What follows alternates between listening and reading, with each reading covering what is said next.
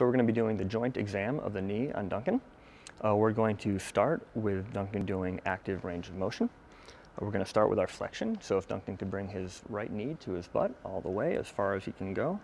Very good, and that is testing our semitendinosus, our semimembranosus, and our biceps femoris.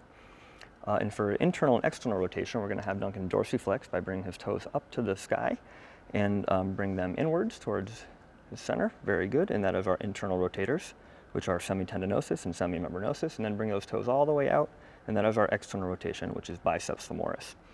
Now our extensors, which are quadriceps femoris and tensor fascia lata, we're going to take this opportunity to also evaluate his lateral tibial rotation. So I'm going to line up my fingers on his tibial tuberosity and down the center of his patella, and I'm going to have Duncan straighten out his leg, and I'm going to be evaluating for our lateral rotation, which we have. And so that is our active range of motion. For our passive range of motion, I'm going to start with our valgus and our varus stress test. And now I'm going to go ahead and flex Duncan's knee as far as it can go until I meet our anatomical barrier. And then while we're extending, I'm going to take this opportunity to check for the glide of his fibular head. So we're checking for anterior lateral and posterior medial glide. So I'm going to extend Duncan's knee all the way. Good. And now I'm going to check for our internal and external rotation. For strength testing, we'll start with our internal and external rotation.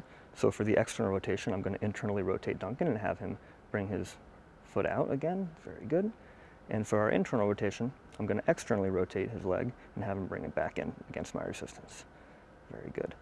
And for our flexion and extension, I'm going to support under his knee, and I'm going to have him push against my hand here, and that is testing our knee extension.